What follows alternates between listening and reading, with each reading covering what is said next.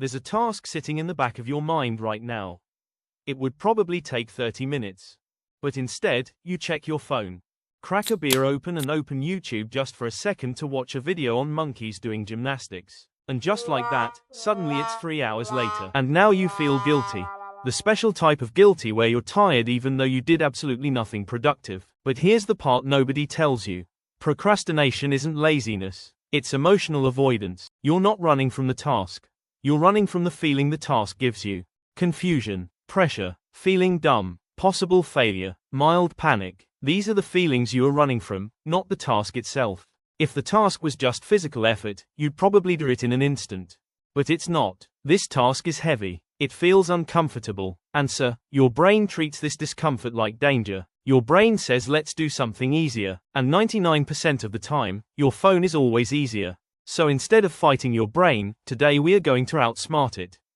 Gently, using 7 extremely lazy but smart rules. Rule number 1 is make the task stupidly small. You keep telling yourself, I need to finish the project. But that's too big. Your brain doesn't want to finish. It wants to start safely. So instead of saying, I got to write this 12-page research proposal, try to tell yourself, you just have to open the document first. That's it. Not write, not outline the sections. Just open the document. That is so small your brain can't even create a dramatic excuse. When the task becomes tiny, your resistance disappears. Remember, shrink the entry point, not the goal. Rule number 2 is the 5-minute rule. Tell yourself that you will do this for 5 minutes. Not 2 hours. Not until it's done. Just 5 minutes. Your brain can handle 5. But something you will realize soon enough is that once you start, momentum kicks in. But here is where I want you to play a mental trick on yourself. I want you to allow yourself to stop after 5 minutes. Give yourself that permission. That permission removes the pressure. Pressure causes procrastination. Permission reduces it. And, most of the time, starting is the real victory. Rule number 3 is, reduce friction before it hits. Let's be honest. You don't wake up one day and randomly decide to ruin your productivity. Remember, you set the trap yesterday. So if your workspace is messy, if your phone is right next to you, if you go to bed at 1:47 a.m. and expect 5 a.m. discipline, if your quick break involves opening TikTok, if your to-do list has 20 items and 0 priorities, you are 100% going to procrastinate. Not because you're lazy, because your environment is basically giving you 2 options. Option 1, do the slightly uncomfortable task that moves your life forward. Option 2, scroll for 3 hours watching people you don't know, doing things no one cares about. And somehow, mindless scrolling wins every time. So here is what you need to do. Prepare for tomorrow today. I know, that does not sound lazy. It sounds suspiciously responsible. But trust me, if you prepare for tomorrow today, you get to be lazy tomorrow. Strategically lazy. Before bed, open the document. Fill your water bottle. Clear your desk. Lay out your gym clothes. Shoes, socks, everything. Because if future you has to look for socks, it's over. Future you will absolutely call it a rest day if it takes more than 5 minutes to find your socks. Figure out your top priorities for tomorrow. Make it so easy that future you would have to try very hard to quit. You're not relying on willpower. You're cornering yourself, gently. Because right now, you're the responsible adult. And tomorrow you is a highly emotional toddler with Wi-Fi. Set toddler you up for success. Remove the excuses before they even exist. Because procrastination loves confusion, clarity kills it. Rule 4 is, stop waiting to feel motivated. This is where most people fail. They wait to feel like it. But motivation is unreliable. Discipline isn't about feeling ready. It's about starting unready. You don't need to feel inspired. You need to reduce emotional weight. Stop asking yourself if you feel like working. Instead, ask yourself, what's the smallest next step that I can take that will make future me's life a little easier? Change the question. Change the behavior. Rule number 5 is, break the negative identity loop. Here's the dangerous thought. I am just a procrastinator. No, stop. Don't label yourself like that.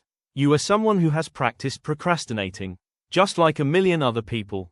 That's a habit, not an identity. And habits can change. Every time you start small, you cast a vote for a new identity. Identity isn't built in one big moment. It's built in consistency. You don't fix procrastination by becoming perfect. You fix it by becoming consistent at tiny starts. Rule number 6 is to make distractions harder. Right now, your distractions are easier than your goals. That's the real issue. You can choose that viral TikTok video with just one tap, while getting to do that very important task requires 17 steps and a pep talk. So here's the trick. Flip that around. Put your phone in another room. Use website blockers. Turn off notifications. Add more friction to distractions. And remove friction from work. Remember, the key is to make the wrong option harder than the right option. Last but definitely very important is rule number 7, which is accept your imperfect work. Here is what you need to understand. Perfectionism is just procrastination wearing glasses and pretending to be responsible. You delay because you want it to be perfect. But let's be honest, you're not delaying for perfection. You're delaying because starting feels scary. Your first version is allowed to be messy. Actually, it should be messy.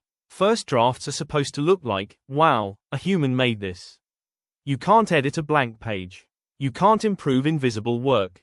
Hear me out. You don't cook a 5-star gourmet meal on the first try. You don't plate it with edible flowers and whisper, bon appetit. Sometimes you just boil a couple eggs. Is it glamorous? Of course not. But does it get the job done? Yes. Your first draft isn't supposed to be a masterpiece. It's supposed to exist. Right now you're trying to open a restaurant, when all you need to do is boil some water. Start simple. Overcook your eggs. Burn your bread a little. Mistakes are good. Mistakes help you learn and get better. They are part of the process. You can't improve a meal you never cooked. But you can always add seasoning later.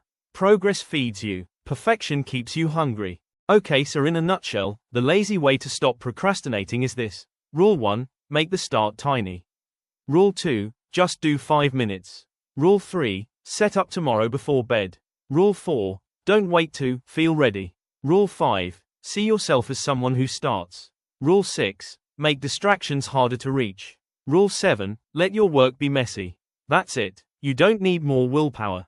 You need fewer obstacles. If starting feels heavy, it's too big.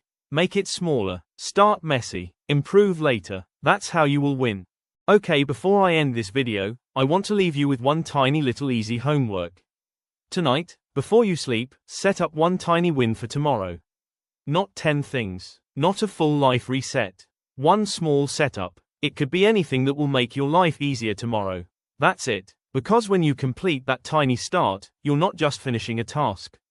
You're building proof. Proof that you're someone who starts.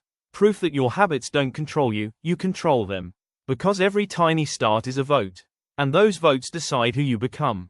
Thank you, friends. If this helped you even a little, hit like, subscribe, and share it with someone who needs a small push to. See you next time.